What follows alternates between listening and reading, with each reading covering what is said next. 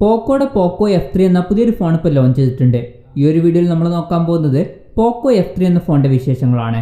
അതിനു മുമ്പ് ഇതുപോലുള്ള വീഡിയോസ് ഇനിയും കാണാൻ താല്പര്യമുണ്ടെന്നുണ്ടെങ്കിൽ ഈ ചാനൽ സബ്സ്ക്രൈബ് ചെയ്യാവുന്നതാണ്. പിന്നെ അടുത്ത് വരുന്ന ഒരു ബെല്ലൈക്കണും കൂടി എനേബിൾ ചെയ്ത് വെച്ചാൽ ഞാൻ വീഡിയോസ് അപ്ലോഡ് ചെയ്യുമ്പോൾ തന്നെ നിങ്ങൾക്കതിൻ്റെ നോട്ടിഫിക്കേഷൻ ലഭിക്കുന്നതായിരിക്കും. ആദ്യം ഡിസ്പ്ലേയുടെ കാര്യം പറയുകയാണെങ്കിൽ പോക്കോ F3യിൽ 6.6 ഇഞ്ചിൻ്റെ ഫുൾ HD+ ഡിസ്പ്ലേ ആണ് വരുന്നത്. ഈ ഫോണിൽ amoled ഡിസ്പ്ലേ ആണ് ഉപയോഗിച്ചിരിക്കുന്നത്. E4 amoled ഡിസ്പ്ലേ ആണ് ഈ ഫോണിൽ വരുന്നത്. പിന്നെ ഫോണിൻ്റെ ഡിസ്പ്ലേയിൽ HDR10+ സപ്പോർട്ട് ചെയ്യുന്നുണ്ട്. പിന്നെ ഈ ഫോണിൽ MEMC എന്നുള്ള ടെക്നോളജിയും സപ്പോർട്ട് ചെയ്യുന്നുണ്ട്. പഞ്ചോൾ ഡിസ്പ്ലേയുമായിട്ടാണ് ഈ ഫോൺ വരുന്നത്.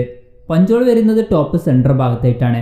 പിന്നെ പഞ്ചോളിൻ്റെ ഡയമീറ്റർ വരുന്നത് വെറും 2.76 mm മാത്രമാണ്. വളരെ ചെറിയൊരു പഞ്ചോളാണ് ഈ ഫോണിൽ കൊടുത്തിരിക്കുന്നത്. പിന്നെ ഈ ഫോണിൻ്റെ ഡിസ്പ്ലേയിൽ 120 Hz റിഫ്രഷ് റേറ്റ് സപ്പോർട്ട് ചെയ്യുന്നുണ്ട്. അതുപോലെ തന്നെ 360 Hz ടച്ച് സാമ്പിളിംഗ് റേറ്റും ഈ ഫോണിൽ സപ്പോർട്ട് ചെയ്യുന്നുണ്ട്.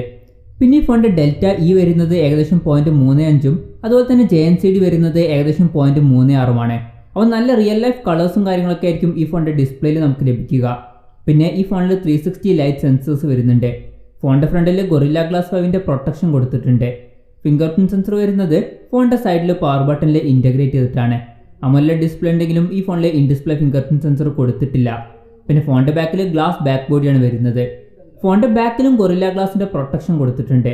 പിന്നെ ഈ ഫോണിൻ്റെ വെയിറ്റ് വരുന്നത് ഏകദേശം 196 ഗ്രാമാണ്. ഫോണിൻ്റെ തിക്നെസ് വരുന്നത് 7.8 mm ആണ്. പിന്നെ ഈ ഫോണിൻ്റെ 3 കളർ വേരിയൻസ് ഇപ്പോൾ ലോഞ്ച് ചെയ്തിട്ടുണ്ട്. നൈറ്റ് ബ്ലാക്ക്, ആർട്ടിക് വൈറ്റ്, പിന്നെ ഡീപ്പ് ഓഷ്യൻ ബ്ലൂ. പ്രോസസ്സറിൻ്റെ കാര്യം പറയുകയാണെങ്കിൽ സ്നാപ്ഡ്രാഗൺ 870 എന്ന പ്രോസസ്സറുമായിട്ടാണ് ഈ ഫോൺ വരുന്നത്. ഇത് സ്നാപ്ഡ്രാഗൺ 888 എന്ന പ്രോസസ്സറിൻ്റെ തൊട്ട് താഴെ വരുന്ന പ്രോസസ്സറാണ്.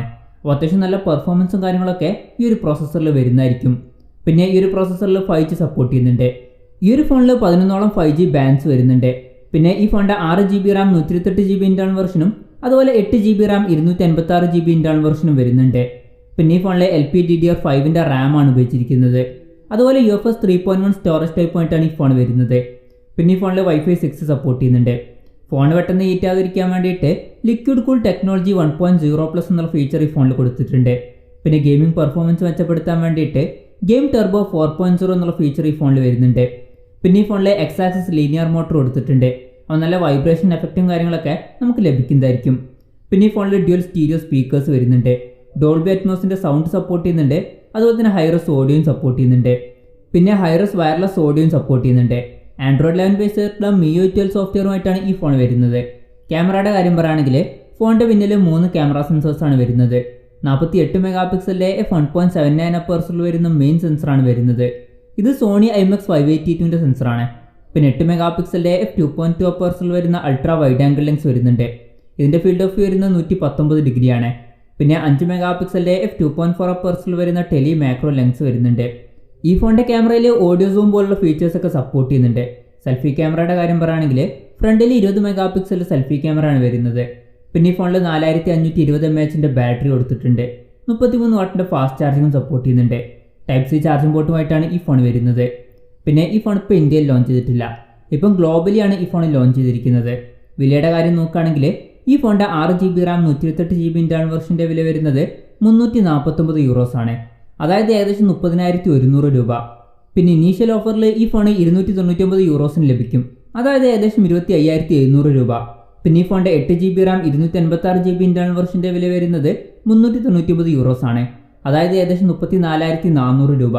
പിന്നെ ഇനീഷ്യൽ ഓഫറിൽ 349 euros ലഭിക്കുന്നുണ്ട്.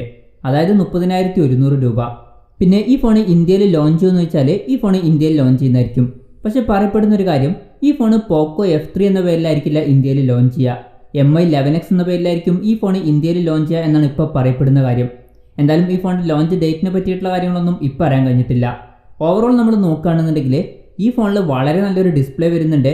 അതുപോലെ തന്നെ ഈ ഒരു പ്രൈസ് റേഞ്ചിന് അത്യാവശ്യം നല്ലൊരു പ്രോസസ്സർ തന്നെ കൊടുത്തിട്ടുണ്ട്. പിന്നെ തരക്കേടില്ലാത്ത ബാറ്ററിയും അതുപോലെ തന്നെ തരക്കേടില്ലാത്തൊരു ക്യാമറ സെറ്റപ്പൊക്കെ ഈ ഫോണിൽ വരുന്നുണ്ട്. അപ്പോൾ 25,000 രൂപ പ്രൈസ് റേഞ്ചിലൊക്കെ പോക്കോ F3 എന്നുള്ള ഫോൺ വളരെ നല്ലൊരു ഫോണായിട്ടാണ് എനിക്ക് തോന്നിയിട്ടുള്ളത്. എന്തായാലും ഈ ഒരു ഫോണിനെ പറ്റിയിട്ടുള്ള നിങ്ങളുടെ അഭിപ്രായം ജസ്റ്റ് ഒന്ന് കമൻറ്റ് ചെയ്യുക.